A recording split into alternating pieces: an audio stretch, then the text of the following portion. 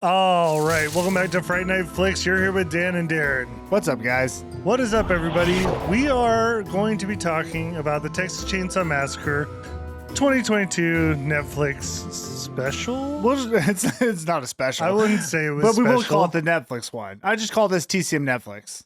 Netflix TCM, either way. Nobody asked you what you call it. This is the last one, and we're done with TCM. You know what? I was trying to think of like this movie, or I was thinking about the movie and like a title for it. And I would say it's like the woke meets the Saw. Try anything, you cancel, bro. The movie starts off very much, it's like conservative, liberal, you know, it's like there's a real, conflict between the two. Well, yeah, there's a ton of, I would say, even hot political topics in this movie. You're right. The Confederate flag even comes into the this. school shootings, Oh, dude, they put so much stupid the crap guns. in this. Okay, Oh, it was this horrible. movie was terrible, but having said that, there is some of the most amazing kills in this movie. Well, I'd say it's terrible, but it's also kind of enjoyable. Okay, we'll get into it. Okay, let's start off. First, we'll start off and read some of our reviews because, you know, if you guys leave reviews, we'll read them out. Yeah, let's go. Well, we have nothing to read, so I'm just joking. If you guys want to leave a review, again, on Apple, it's very much appreciated, and we will read it on here. We already had a bunch of you guys do it, so it's appreciated. All right, so let's get into the Texas Chainsaw Massacre 2022 Netflix exclusive.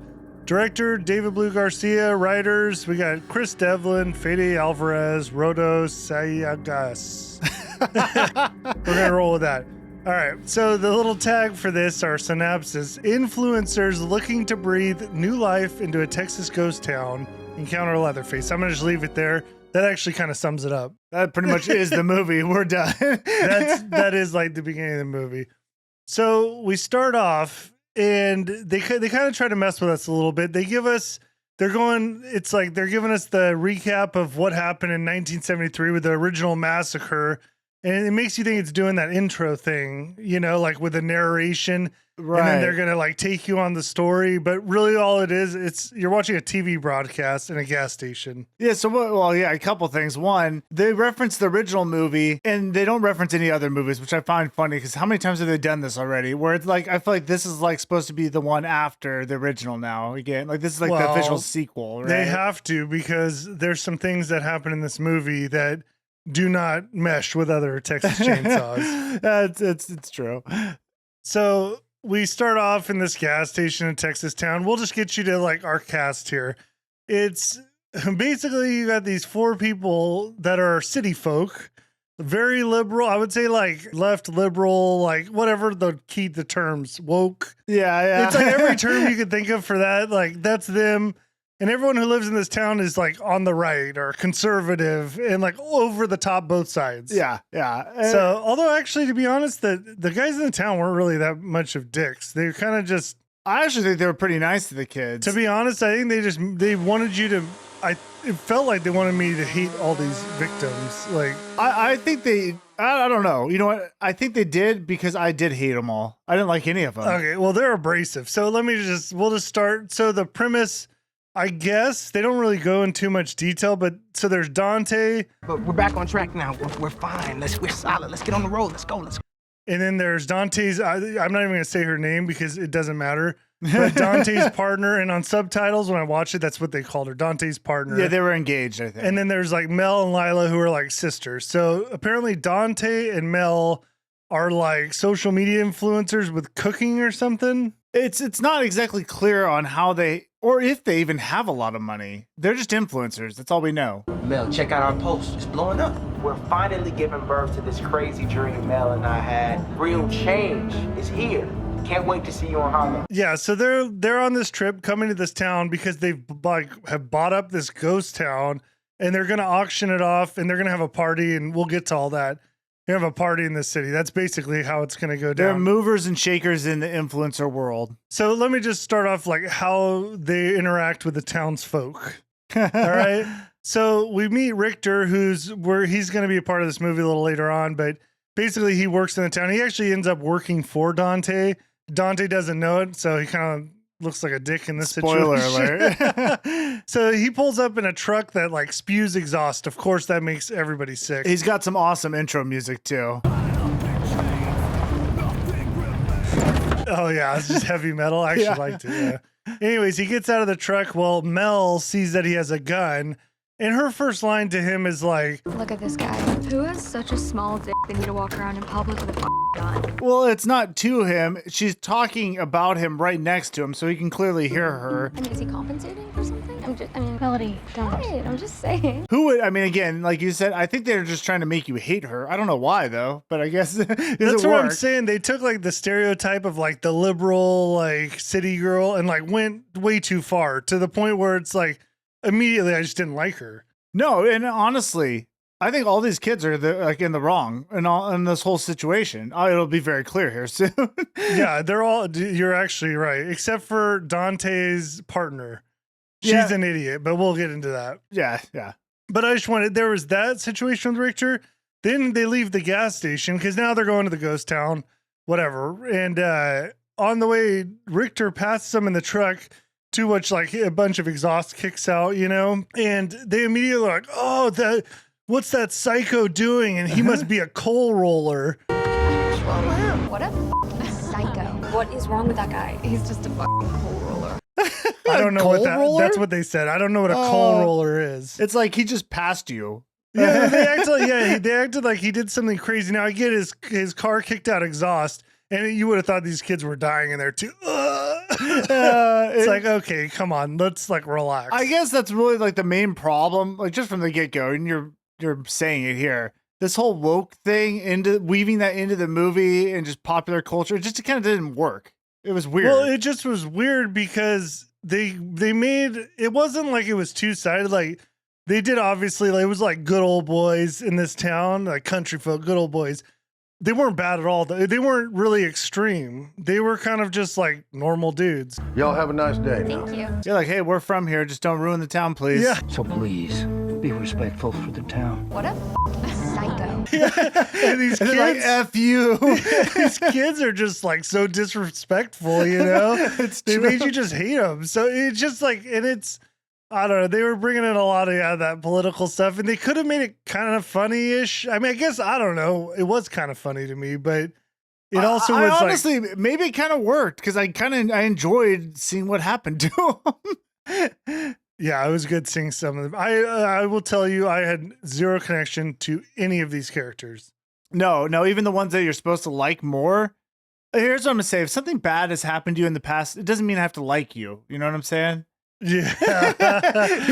Do you get it? Yeah, we'll just get it out. Okay, so the backstory, let me just go over that again real quick. So the Mel and Dante, they work together. And Dante is just all about his influencer. He's kind of that influencer guy.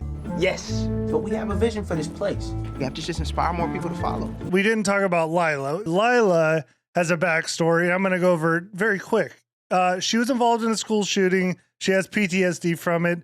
Don't care. And does it come back? Like she has this big moment in this movie where she really like gets the strength and moves past it? Not really. I think they kind of tried to have that moment. She failed again though. Yeah, we'll talk about that. I think this girl is just going to live with the worst PTSD of her life. But anyway. It is funny that they gave her that backstory just to throw her in another crazy scenario. It wasn't needed. I didn't find it fun to even listen to. And I didn't think it was important in her storyline at all. So the kids end up getting to this ghost town.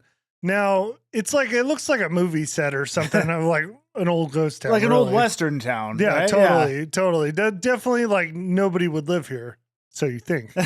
So I guess Dante's like bought up all these businesses. And then, like I said, he's going to have a party bus come here with all the influencers.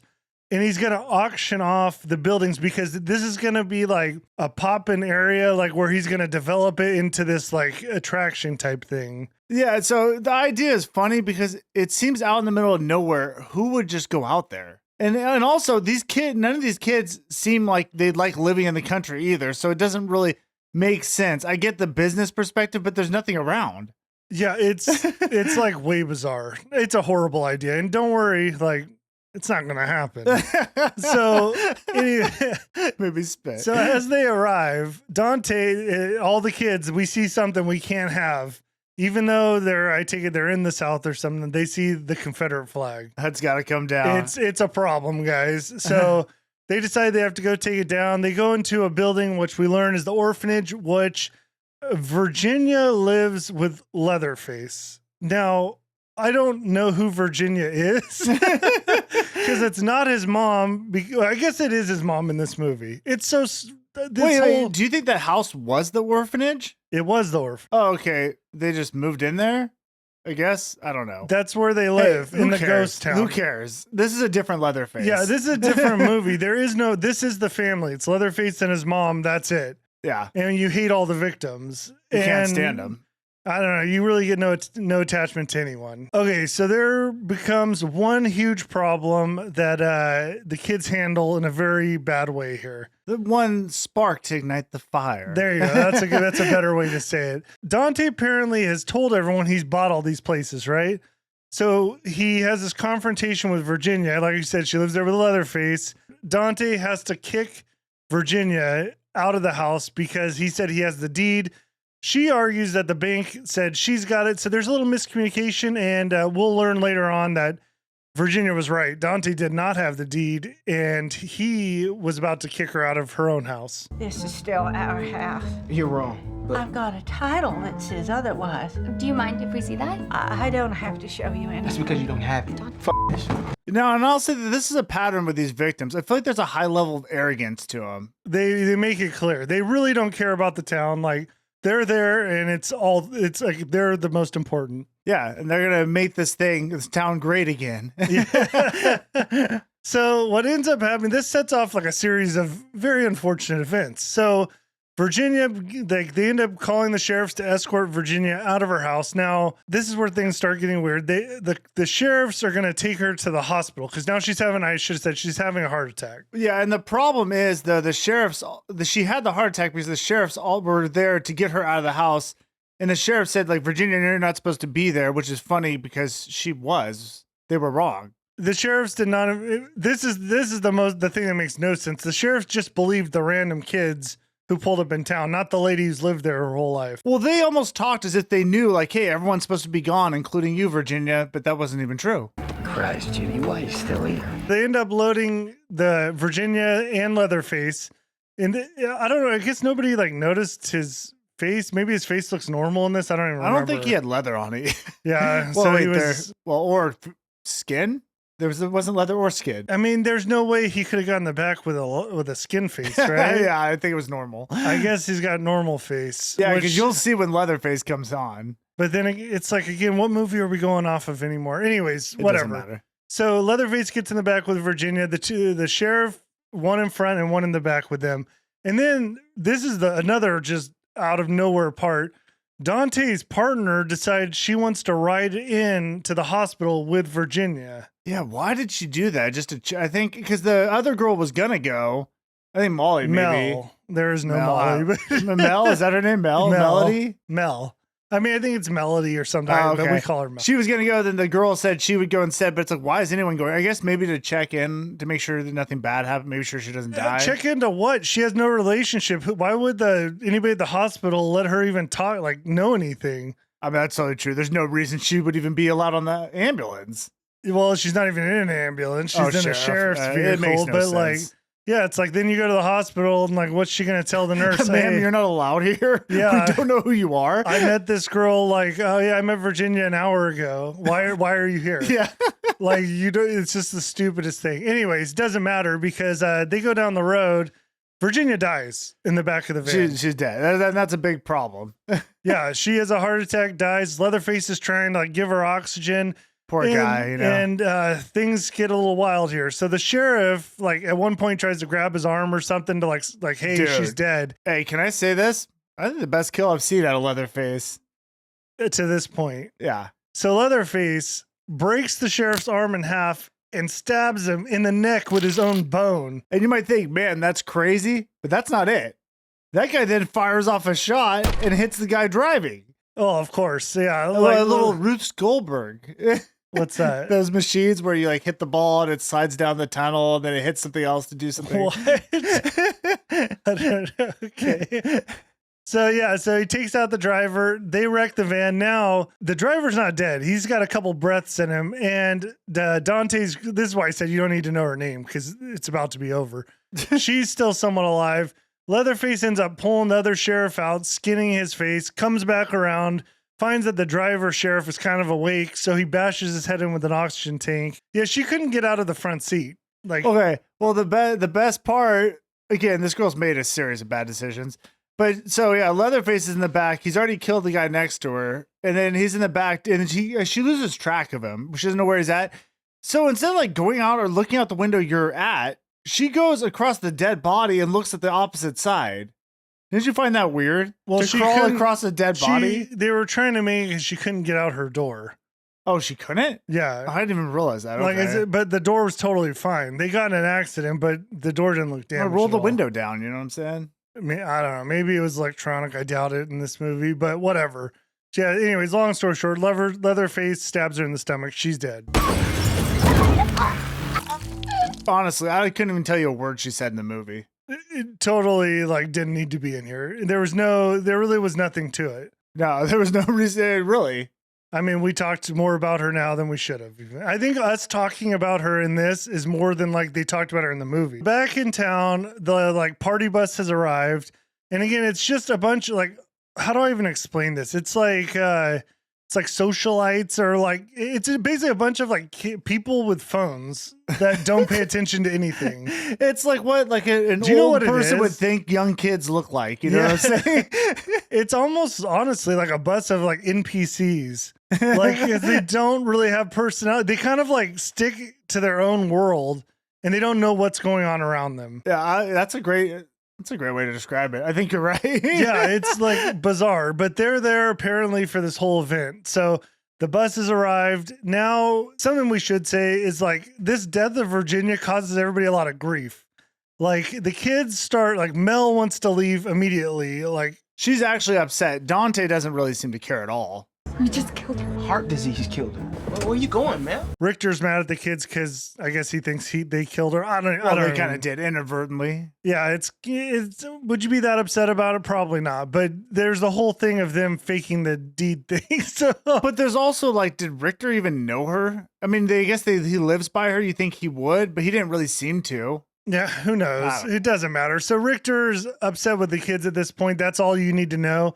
He goes and he takes the bus keys and he takes the car keys. Wait, now you they're missed stuck it there. though. You missed it because he had the best interception. Did you see how he took the keys? Do you remember? Oh no. They're throwing it from one person to another, and he just happens to be walking in between and snatches them midair.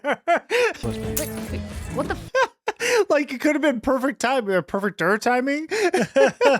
Like, No, I missed that. All right. that was great. All right. So he takes the keys. Now Mel and Dante have a little thing where it's like they're, did we have the deed? And Dante's like, maybe we did at the house. And it's like, it doesn't sound like you did. Please tell me about it. I do. I have it. Then where is it? It must be at the office. Isn't that weird though? He took the keys until they can prove that they were right, and they didn't just like take her property, right? That's what Richter wants. I guess. But what happens when he finds out that they didn't do that? He's just gonna take their bus? I don't know because the sheriffs escorted her out. It wasn't like it was like they kicked her out like themselves. Like the law enforcement took her out. It's not even their fault at this point. It's the sheriff's fault. Yeah, you were right. There's no reason Richter should even think that they were in the wrong. Right. Yeah, I don't know. No. Anyways, but Mel and Dante have a great idea. They're going to go explore Virginia's house and see if they can find the deed. I'm telling you, it must be back at the office. If that's true, then it can't be in the house. So while they're doing that, our old boy Leatherface meanders his way back to town. And this is the point during this scene, like Mel ends up finding the deed. It was totally Virginia's house. We already kind of said it like 4 times, but so the kids are definitely in the wrong. And I guess they can take blame for killing Virginia. Well, yeah, and especially here's the thing too, we didn't say during that part when they were talking to Virginia, they were not very nice to her. And she was actually pretty friendly with them. Again, the townsfolk have been great. These kids are assholes. Okay, I don't condone, this behavior that Leatherface displays. However, if anyone did deserve it, these people might have deserved this. Out of every Texas Chainsaw movie, I've never wanted victims to die more than these kids. And I was okay with it. And I love how, I got to be honest, I like the way this movie ended. But we'll get there. That's what makes it kind of fun, that they're so annoying that you kind of just enjoyed the story. Yeah. Okay, we got to talk about a big part of this movie that we haven't even brought up yet. Okay. Sally Hardesty from the first movie, the one victim that escaped, is alive. I'm calling for Hardesty. This is Hardesty.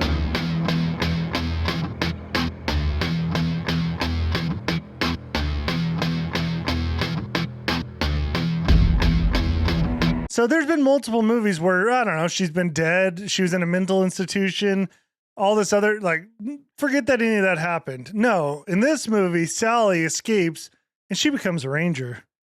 I thought this part was so dumb. She dedicates her life to finding Leatherface, which, as you can see, he lived in this town the whole time. She never found him. So she's still around, and yes, she will be coming back to this movie. And guess what she has in her, what is it, visor in the vehicle? What? She's got a picture of all the friends that died in the TCM one. Yeah, well, it's so lame. it is. It's really bad, and her performance in this is. Was she harvesting meat when we first saw her? Yeah, she now, like, I mean, she's in a barn, like, she's turned into like a Leatherface workshop. The problem is they're trying to make her seem like some BA, right? But she's like an 80-year-old woman. And she's not a badass at all. Like, when she shows up, she totally underperforms. I would say she's kind of just as bad as Leatherface. Yeah, controversial there. Save it. So Leatherface finds his way back to town. He ends up running into Dante in the kitchen and cuts his face, like, gives him the Joker cut.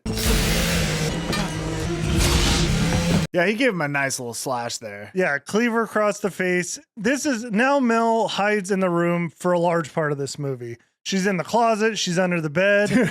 I was watching again. I'm like, oh my God. She was hiding for like 20 minutes. Oh, yeah. She's in there forever. So she's upstairs. Dante got taken out downstairs, and Leatherface doesn't know she's there.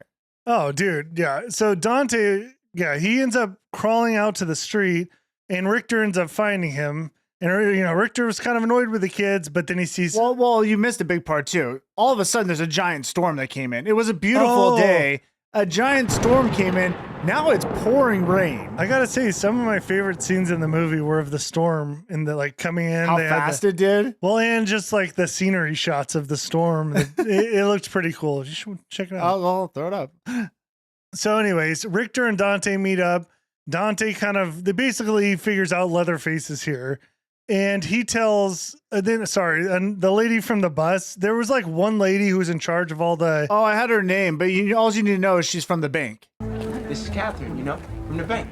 Oh, she was a bank lady? She's from the bank. No, had no idea. Why? I don't know. She seemed like she was in charge of all the kids, or all the influencers that were there. I think those are supposed to be investors, and she's like the bank, so she's bringing the investors. Okay. I don't know. She seemed in charge, so Richter tells her two things: call 911 and then, like, tell them to stay in the bus. Well, she saw Dante's jacked up face, right? Yeah. Yeah. So I just want to put that out there. She saw something very bad is happening, and she went back to the bus now. And correct me if I'm wrong, did nothing. Keep the door.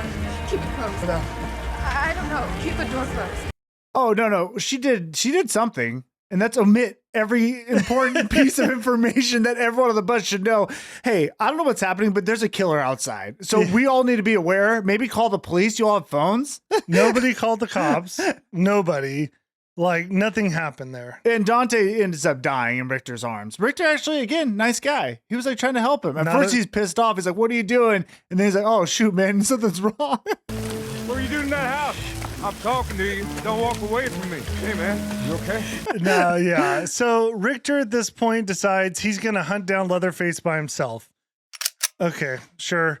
He goes in there. He has an interaction with Leatherface. His leg gets busted. His neck gets stabbed with a piece of glass. Can we say, too, Leatherface is freaking strong. I shouldn't downplay. I should actually. These kills are pretty good. Like, he does the bone crunch. Oh, when that foot went... Yeah, and then the neck, like, I think he threw him into glass or stabbed him. I think that's how he finished it. And then I forgot. He did a pumpkin head squash. Like, he beat his head until it was like pulp. Yeah, did he have an axe on his head? I don't even. Sometimes it gets confusing because it's dark. I'm not even sure what I'm looking at. But I feel like in my mind the head split. I don't know. I feel can't like it's show you, split so you have to and- watch and it. mushed. I feel like the head mushed. But before Richard completely died, Richard is it Richter. Richter? Rick, I'll call him Rick. Before Rick died, he did pass the keys off because he saw. Guess who was under the bed? Mel, she's been under the bed for hours. She's been there the whole time. She watched the whole thing, but he was able to give the keys to her. So Mel's also my least favorite character in this she movie. is. Well, she's again. I think they make her extremely annoying. Like the thing is, they give them like I get it. They're the city, whatever. They're annoying, but like, dude, they gave her no like qualities that you enjoy. Like she just is like Loudmouth, ultra liberal, arrogant. Like doesn't like care about anybody else. It's all about her. They make you hate her, and it's like you could give her some qualities that make you like her a little more. I like it the way it is. So, anyways, yes, Mel gets the keys, and she finally gets the nerve to try to escape. And I gotta be, this is one of my favorite scenes. So she's trying to leave the house, and it's like the floor, creaky floor. So she has to play like the floor's lava and like climb on banisters and stuff. I actually rewound it. I'm like, why is she on the banners? I missed something. And then I realized when she first walked up, this is on the second story. As soon as she walked up there, they made a point that the floors are really creaky, and she noticed it. So now you're right. Now she's playing floor as lava. But instead of walking on this creaky floor, she actually jumps off the banister onto the staircase. That's how does that make less noise? Oh, I didn't even notice. Yeah, It doesn't matter because Leatherface gives her a Hadouken with the hammer. He throws this hammer as if it was Ryu with his, So he hits her in the chest with his hammer, dude, and she goes flying through the floor under the house. Again, super powerful. I loved that about him. And yeah, but my only problem with that hammer should have went right through her. That would have been a good way to do it. That's a good point. Yeah. It was powerful enough to do that. If it's powerful enough to knock her back down into the ground, I think it's powerful enough to go through her, at least partly. Yeah, dude. The more I'm talking about it, the more I'm actually liking some parts of this. This is the best one yet. So there's this chase. Leatherface is like cutting up the floor. He's like chasing her. She's in like a crawl space under the house. Let's not gloss over this. He is on top, so he's on the first floor of the house. Has the saw through the floorboards while Mel's underneath, and he's following her with a saw. You can't see through floorboards like that. No, and also it's not that hard to dodge because he's going in like a perfectly straight line. Yeah, you're right. But it doesn't matter. He doesn't get her. But did my favorite part? He takes out a sewage line and drops shit on her head. See, that's what I think. Although she is extremely annoying, I think this is all done for so you could dislike her and you enjoy what's happening to her. I feel like they're like, we're gonna make the most obnoxious like city kid, ultra progressive. People are we're just gonna like shit on her the whole movie. And they did. At this point, Lila was like, she ended up leaving the bus and searched for Mel. That's her sister with PTSD. I love that. She's like the main character. We barely talked about her, but that's for a reason because there's nothing interesting. She just talks about, she's actually really weird and very unlikable as well. Yeah, they're both, I don't like either of them. Like no personality to her at all. And she just, even her cadence in which she talks is odd. Again, they don't give you a reason to like these people or care about them. Yeah, moving on. So they end up linking up outside of, as soon as, Mel's got all the shit on her and it's disgusting. But they end up making it to the bus filled with all the NPCs, and then this is, again, a series of unfortunate events. The bus, they get in, they're like, Leatherface is here. I don't even have to say Leatherface. I don't even think they even saw. I don't think they really even said anything. I mean, they said just like, let's get out of here. Like, you need to drive. Yeah, they're not clear on what's happening. Again, because sometimes you have to share information like this. Yeah, but this... We're nitpicking, but... This next scene made no sense to me. So she gives the bus driver the keys. He turns on the bus. He drives about, 50 yards. All of a sudden, the bus stops. He doesn't say a word. He gets out of the bus, and then Leatherface throws off his cut off head into the bus. Let's go! Let's go!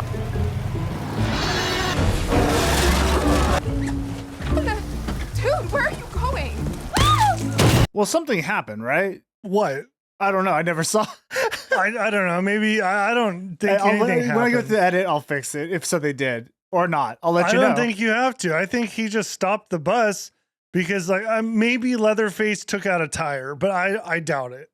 Regardless, even if he did, the people on the bus should say, "Hey, don't stop. Just keep going," because there's a guy with a chainsaw. Well, I think they kind of made it clear enough. The dude just didn't care. He just got out and got his head cut off. I mean, that was cool though, when that little head rolls. Yeah, yeah. So then we have Leatherface versus the modern generation. Okay, so this gets wild because you have a bus. It's a party bus, right? You got the lights going, and there is no way out of the bus. There isn't. There's one way, and that's where Leatherface steps onto the bus. And here, I'll just start with like the initial confrontation. As Leatherface steps on the bus, one of these, influencers or whatever, they all immediately take their phones out and they start recording. So you see what they're doing here. And the guy immediately says, "Look at this freak." This freak show. And he says, "If you do anything, you'll get canceled." Try anything, you're canceled, bro.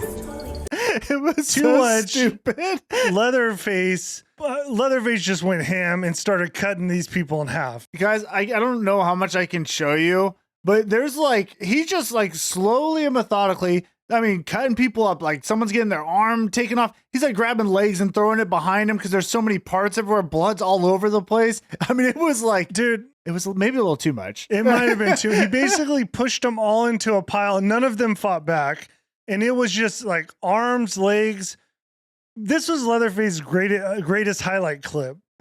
You watch Jordan highlights, this was Leatherface's highlights where he's going to do everything you can think of. Arms, legs, person cut in half. He's got one guy on the saw. It looks like he was giving someone a hug, kind of. Cut one like a hot dog, one like a hamburger.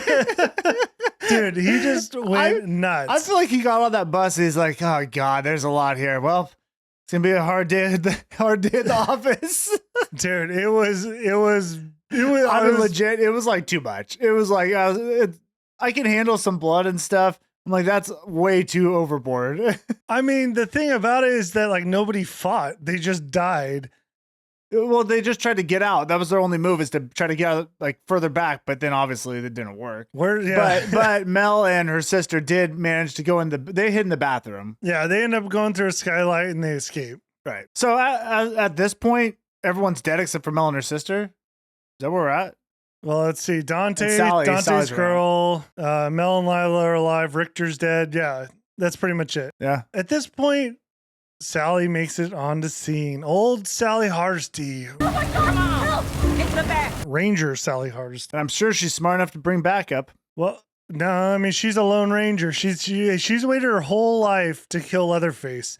And let me explain what happens from here. One might say a life wasted. They might. So immediately she gets the kids in the back of her car, but it starts getting weird right away because she locks them in the back of her car, takes the keys, and decides she's going to hunt for Leatherface by herself. And you might wonder, why did she leave them in the car? They're bait. Looks like it's you that he wants. You need to stay till I kill him. He wants them. We all know, here's what she said. We all know Leatherface won't stop until he gets you. To my argument would be, I don't think that's true. I think before he would just hunt people around the house. I don't think he ever ventured outside of his house area. Yeah, he just wants to protect his house. He doesn't really, if you came into his house, he might chase you out and hunt you down. And, he did the loose ends. He'll take care of those.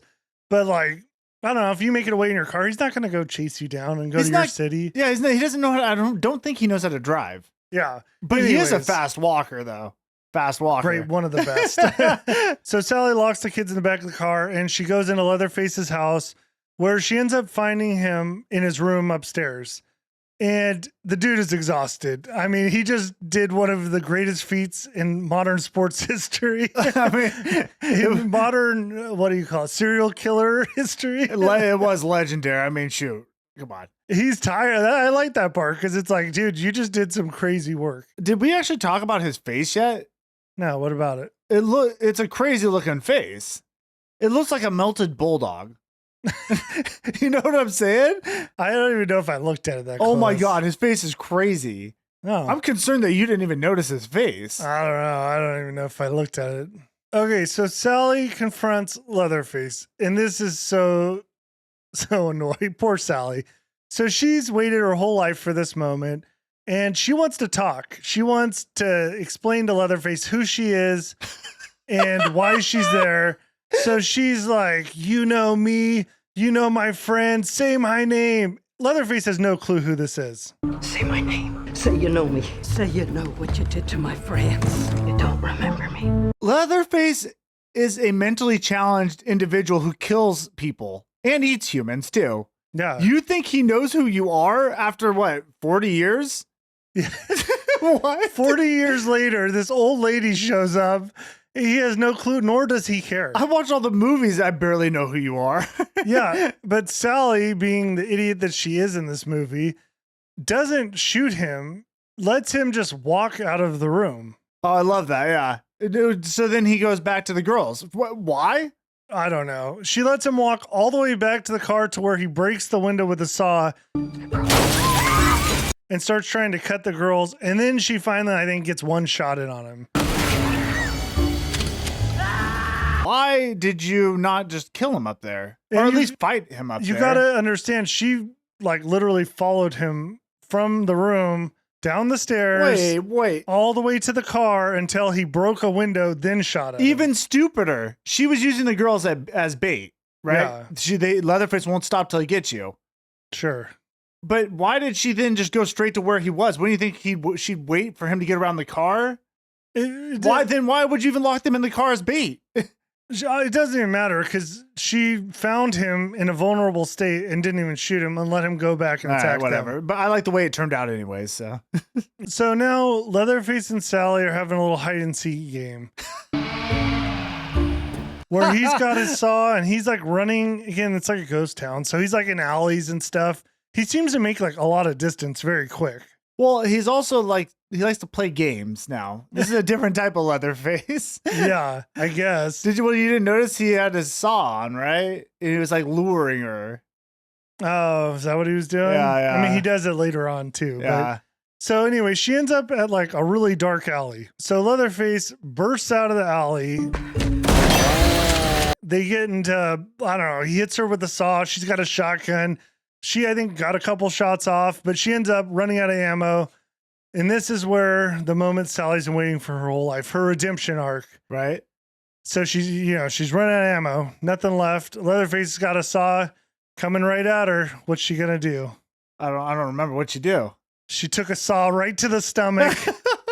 She became Leatherface's greatest kill ever, is what she did. I mean, I honestly think this is my favorite kill out of any of the kills in all of the movies. So Sally waited her entire life, saw all her friends die, became a ranger to hunt Leatherface, failed that, came back to get Leatherface. Well, she had the shot, failed that. Now she gets in this altercation. She failed that. She missed. She was not able to hit Leatherface with a shotgun. No. And now she's going to become his greatest trophy, his greatest kill yet. So let me just explain. He sticks the saw into her stomach, lifts her up like something out of like the world's strongest man, some Magnuson or something. I didn't even think about that. That'd be very hard to lift from that angle. On the saw, like just straight up in the air, holds the trigger down. He's had kills like this before, but he never holds the trigger. This is a new, yeah. So holds the trigger. So Sally's doing the while she's on the saw. Then this is my favorite part. Flings her about like, I don't know, 30 yards into like a garbage bag or something. Like a piece of trash. I mean, it was the most powerful, spectacular kill I've seen. It was almost beautiful. It was a work of art. It was great, dude. So, I mean, it was worth, like, this movie was worth watching it for that one kill. Like you said before, I actually think a lot of the kills are pretty good. I mean, They're like it gruesome. It's a little too, like, I don't like as much gore, but the kills were pretty, like, violent. Yeah, I mean, it's just the storyline sucked. But anyways, storyline's speaking awful. of things that are awful, let's get back with Mel and Lila. So they try to run Leatherface over, crash the car. Mel gets impaled. She's stuck. Now Lila's going to face Leatherface again. Remember, she's got the PTSD stuff going on. I have not forgotten. She's going to face her fears. Well, she fails that because she tries to shoot him with a gun that she doesn't load. That was kind of her big moment, right? So she's going to use the thing she hates because she hates guns now. We forgot to mention it because of what happened. Understandable. Goes to pull the trigger. There's no bullets. Yeah, I mean, if you don't know how to use a gun, you shouldn't go like trying to like attack a guy with a saw, right? Is this when she called him F-face? That's what I'm like, dude, she needs to die. Yeah, dude, it was so bad.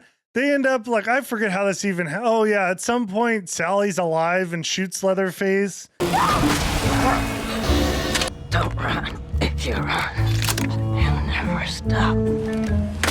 So if we didn't mention, Sally actually was still alive after that spectacular, what we thought was a kill. It wasn't, just a finished blow. Well, not even a finished blow. She should be dead. Whatever. She's That's alive. stupid. And she does something. I think she shoots Leatherface to distract him for a little bit. That yeah, didn't matter. she shoots him like, I don't even remember how they end up. It's so now, okay, so Mel's pinned in the car. Sally, I think she's dead at this point now, right? Like I think she dies over there. Then down in the, like, they end up in like a basement where there's like a pool of water.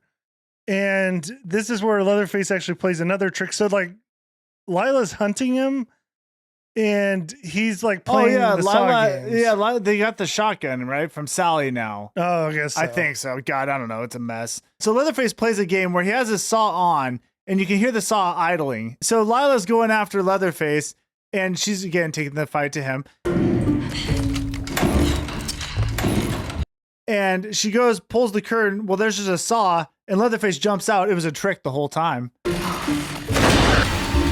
Yeah, he plays games like this now. Yeah, this is a very sneaky Leatherface. So then he takes her and they both plunge into the water. Yeah, there's that pit of water. They fall into it. They go deep, but then Lila emerges alive. Yeah. So, which is kind of funny because they went in there together. Did he just let go? They let go of each other and just. I don't know. Maybe she shot him at some point. Matter. Who cares at this Underwater? point? So, I don't know. I don't know. He has taken multiple bullets at this point.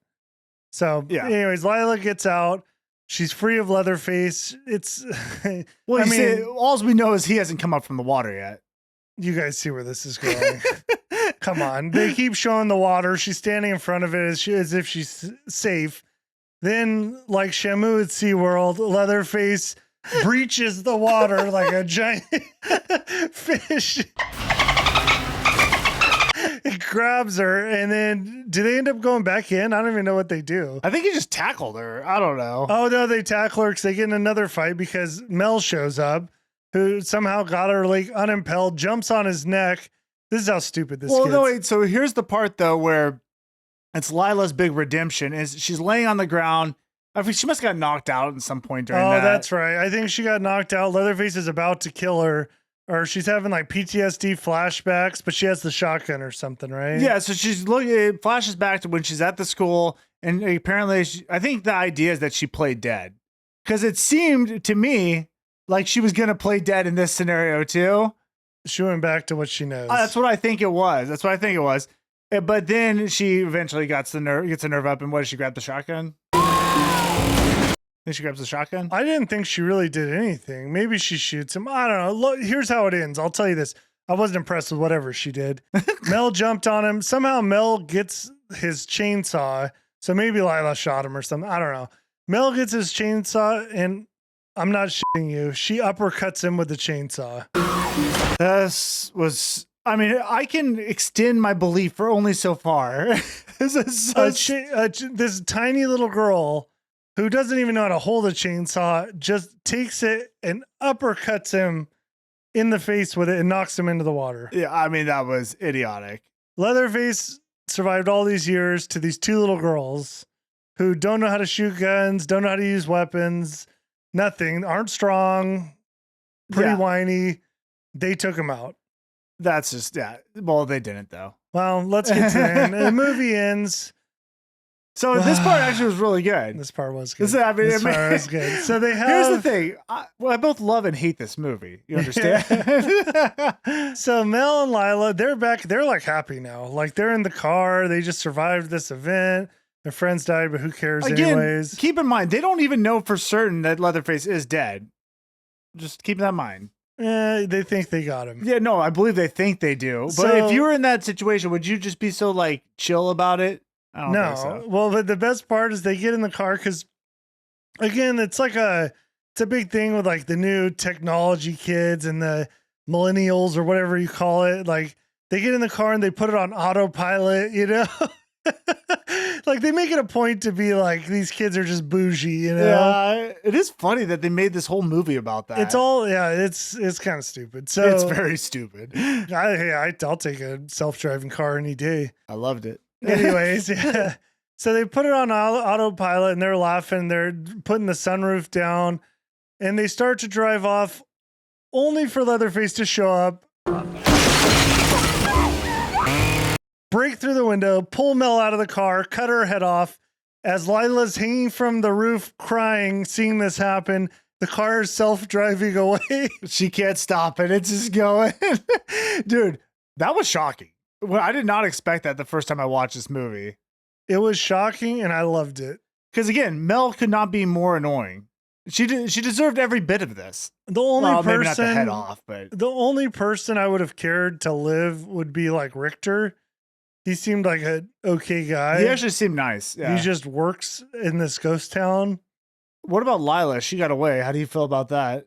Indifferent. It didn't matter. She was in this movie, but she really wasn't even here. Yeah, now she's been through another tragedy and now she's alone. I didn't That's see horrible. I Why'd do saw that to her? No growth. I saw no redeeming qualities. Well, actually, she did. Actually, her and Richter did kind of become friends for a minute. Yeah, but he's dead too. Yeah. Anyways, that's the Texas Chainsaw Massacre Netflix special edition. So, I mean, I don't know. Did we final ratings? We can make this quick because I think we've kind of. I think you probably got the gist of how we feel about it. Yeah, I actually like it. I think it's like in the way that I think it's just kind of fun and stupid. Like if you have free time, like yeah, throw it on. Yeah. Here's the thing: if you want to see some awesome kills and just straight up mass murder, this is the movie for you. This is Okay, if you that's true. hate liberal kids and you hate like I don't know Technology. this is your movie. You'll like this. It's a terrible movie, but I did enjoy some parts of it. I agree with everything. I thought we had some of the greatest kills. Having Sally come back like that is such a slap in the face to like this movie, like to everybody involved. I mean, I think it's a slap in the face to the franchise. I didn't like her in this movie at all. I mean, bringing her back like that, one, it makes no sense. In every other storyline, this never happened. So, like, just to redo it like that is stupid. But Again, you have like an 80-year-old woman who's gonna fight Leatherface. It sounds stupid, right? It just sounds stupid. and she does such a poor job. Like, at least make her actually cool and like good at something. She was horrible. Yeah, she didn't do anything. Like, she prepped all that time for nothing. Like, didn't matter. Well, Lila got away. That was her purpose. Yeah, whatever. Anyways, it is what it is. You guys get our opinion at this point. Okay, continuity. The size of the chainsaw guide bar seems considerably longer when Leatherface is sawing through the bathroom door on the bus to get to Melody and Lila. Okay, so the saw got bigger? Apparently, it must have been something Dude. ridiculous looking for them to put it in here. I see a lot of stuff in movies where I'm like, I'm not even gonna mention. There's surprisingly a lot of continuity issues in a lot of these bad movies. Yeah, I mean, we didn't even start doing this till like recently, and there were some huge ones in other movies. Well, in this one, I didn't bring it up, but there's a time where they're in the bus and it's like a party with blue lights, and then other times they're in there and there's like no lights. Dude, every person on the bus, it made no sense to me what they were even doing. Like, They're there to invest. and just drink, and they're just drinking straight out the bottle too. Like, It's savage. like almost like a college party. I just don't know. Yeah, it was bad. The film is set in West Texas near Fort Davis, but is also somehow set in the same area as the original 1974 film. This makes little sense as the original film is set in north central Texas near the town of Childress, which is over 400 miles away from Fort Davis. And that's what I expect from this type of movie. Yeah, no way. Nothing's going to surprise me here. Yeah. So this next one's back at the bathroom scene, 55 minutes in when Leatherface is carving a hole in the bus toilet door. Apparently it's a hexagonal shape. Then they kind of cut back. It's a totally different shape. Oh, that's funny because I did notice that shape. I was like, that's a weird shape for him to be cutting into the door. But did I look more into it? No. Don't care. No, if you guys want to, you can. Factual errors. Leatherface gets the 47-year-old chainsaw going with little fuss. Okay, so we didn't bring this up. He actually goes into the wall and pulls the chainsaw out like it's been waiting there all these years. Oh my gosh, we missed that whole part. It doesn't matter. Well, I know, but it was kind of a funny thing that it's like he's left that life behind. It's in the walls, but it is there just in case. Yeah, so he starts it up, and they're saying here it would need to be rebuilt, and like not even like the fuel in it, right? Like, all right, you can't have fuel that old in a chainsaw. There's no way it'd work. I mean, this guy's wearing a face on his face, and we're talking about chainsaws here. At 50/40, a chainsaw cannot cut through a metal pipe. Okay, yeah, if it was a large metal pipe, maybe not. It can cut through metal, though. Chainsaws can? If you have certain, like, chains on them, I they mean, can cut through, like, sheet metal and stuff, but a big pipe, probably not. But this also is Leatherface carrying the saw. That matters. I mean, that Somehow. dude, you saw the hammer throw, like... Well, he's almost got supernatural abilities. No joke. They go into the saw. Hold on, we have breaking news here.